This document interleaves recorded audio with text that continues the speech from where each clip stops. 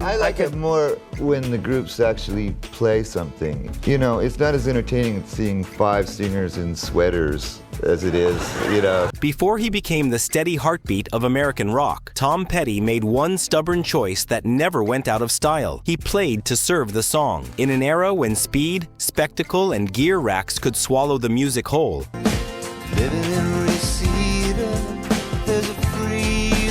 he doubled down on rhythm, pocket, and parts you could hum on the way home. He didn't chase the new toy, he chased the feeling.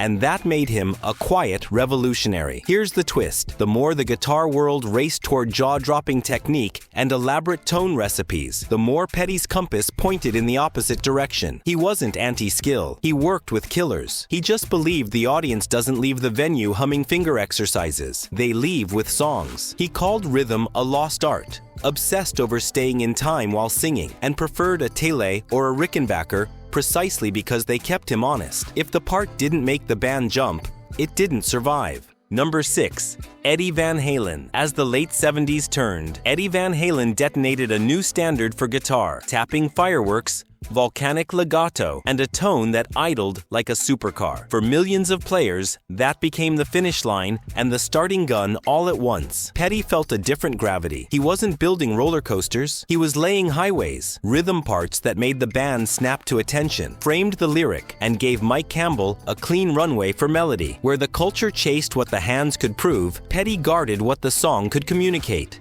He made the unglamorous choices: a right hand that behaved like a clock, a strum pattern that resisted rushing, a vocal delivered while the guitar stayed locked to the snare. If either drifted, the take died. That isn't hostility to skill. It's a discipline of restraint, a belief that feel is louder than flash, and timing is a hook of its own. He liked transparent tools because they told on you. A Rickenbacker or a Tele doesn't hide lazy time or a sloppy left hand. It magnifies them. That limitation was the point. If the part still moved the room without gainstaging theatrics, it deserved to live on the record. The secret weapon wasn't speed, but subdivision, tight eighths, ghosted upstrokes, accents placed to make the drummer feel 6 inches taller. You hear it when a chorus lifts without pyrotechnics. The rhythm guitar becomes the flywheel, holding RPM while the vocal does the storytelling. So when the spotlight swung to Eddie's lightning, Petty didn't sneer. He simply chose a different definition of impressive. Dazzle the eye if you want. He'd rather make a third chord feel like a gut punch, because the band is breathing together, because the pocket is deep enough to swallow doubt, because the groove keeps faith with the audience. In that world, the pocket is the solo, and the listener is the judge who never misses.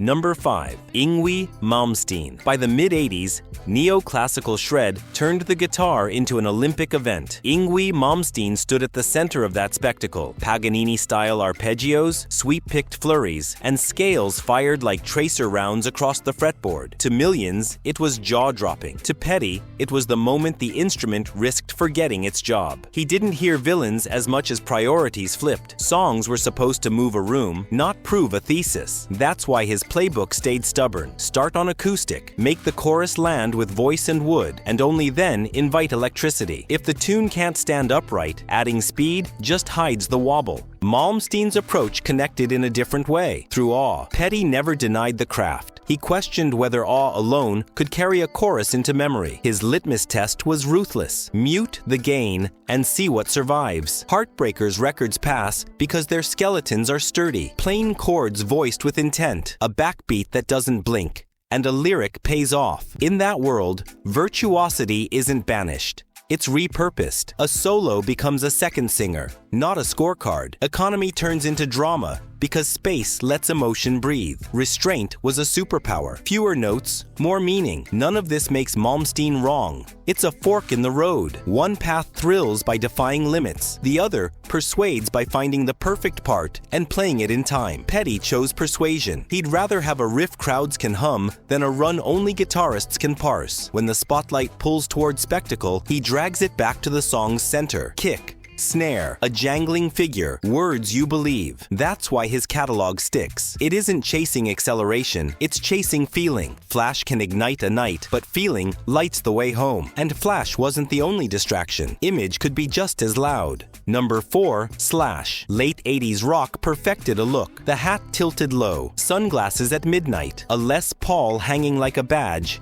and a ribbon of smoke curling around the spotlight. It was cinematic, and Slash embodied the aesthetic so completely that the silhouette alone could sell a poster. Petty admired craft, not theater. His counterpunch was ruthless simplicity. Parts that clicked like clockwork, tones that didn't need cosmetics. A rhythm feels so steady, you forgot it was there until the chorus hit, and everything lifted at once. Where Image First Rock burned calories on persona, Petty burned them on arrangement. He and Mike Campbell wrote 2 guitar conversations instead of duels, dovetailing a tight, percussive strum with a melody line that carried just enough grit to be memorable. Nothing crowded the vocal.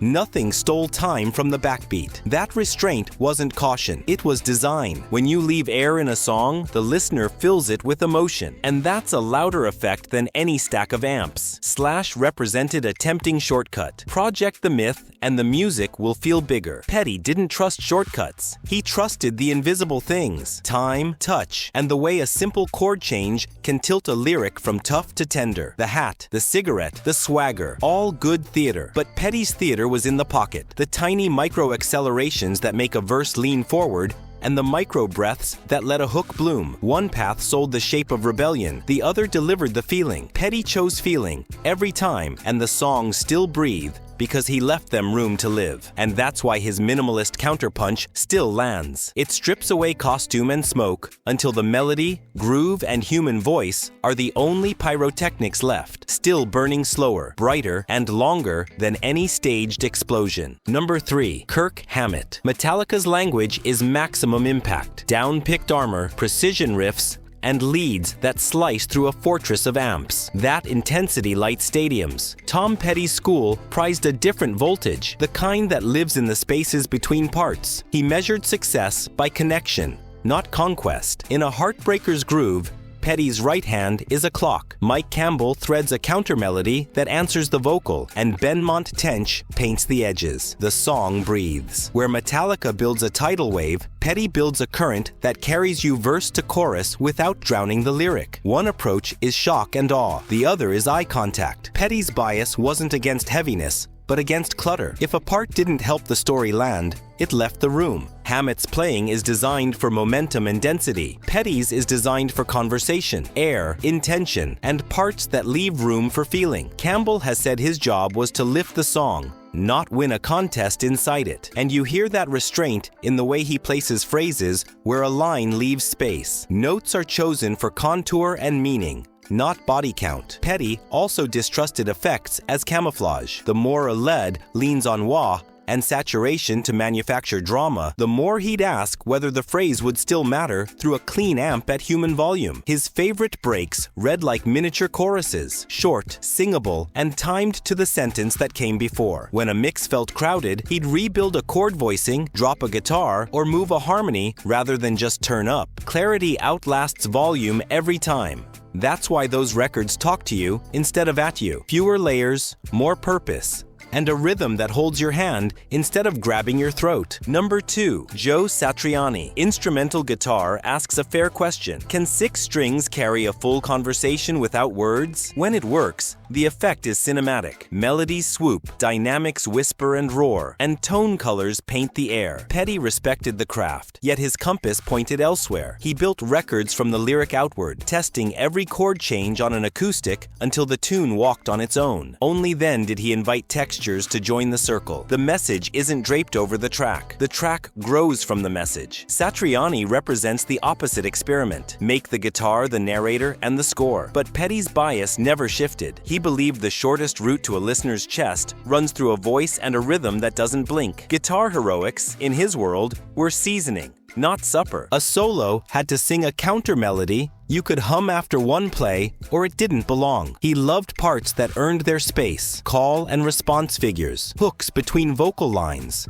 bursts that deepen the scene instead of stealing it. That philosophy is why a Petty song can shrink to porch volume and lose nothing. Strip away the amps, and the bones hold. Add the band back, and the bones still carry in an arena. Petty simply preferred the bridge beneath it. Words you recognize, chords you trust, and a steady hand on the downbeat. Let the guitar speak, but let it speak because the song invited it, not because it surrendered the mic. And when a lead does step forward, make it earn its minutes the way a verse earns its rhyme, by moving someone, not by proving something. In that world, tone is the handshake, time is the heartbeat, and melody is the memory you take home. Number 1, the Edge. The Edge turned delay and modulation into architecture. One guitar became a skyline, dotted eighth echoes, chiming AC30 harmonics, carefully engineered cascades that seem to fold time. It's brilliant design. Petty's countercreed was just as intentional. Let the fingerprint be your tone. He favored a straightforward Rickenbacker or Telecaster because they reveal the truth. Timing, touch, part writing. If the rhythm is solid and the hook is honest, you don't need a city of reflections to make it feel big. That's not a jab at innovation. It's a different thesis about identity. For Edge, effects spark ideas and expand the palette. For Petty, limitations focus the song and keep the player accountable to the groove. Listen closely, and the philosophies announce themselves. U2's textures arrive like cathedrals the crowd can stand inside. The Heartbreakers arrive like a band in a room, air moving around wood and wire. Edge sculpts negative space with repeats. Petty protects negative space so the lyric can land. Edge designs height. Petty insists on ground. Two routes, same destination. Feeling. Petty's choice wasn't anti-technology. He used color, but as seasoning, compressor for snap, a slap of delay for depth, tremolo when the story asked. The difference is emphasis. If the part couldn't stand naked with a voice, he didn't trust cosmetics to rescue it. Make the skeleton strong, then dress it. That's why a Petty chorus can bloom without spectacle. The right-hand pulse is the hook. The chord change is the lift. Campbell's counter melody is the exhale. And when the band does get huge, you still hear breath between the beats. Edge's grandeur proves architecture can sing. Petty's economy proves fingerprints can fill an arena. Neither cancels the other. They simply answer the same question. What is a guitar for? From opposite ends of the stage. Both paths honor listeners and songs. So if it ever felt like Tom Petty pushed back on certain guitar gods, it's because he was defending something nobody could see but everyone could hear. The invisible bond between singer and audience, locked in time by a rhythm guitar part that refuses to blink. Trends come and go. That bond, when the right words sit on the right chords, outlasts all of them. And that's the kind of stubborn that never goes out of tune.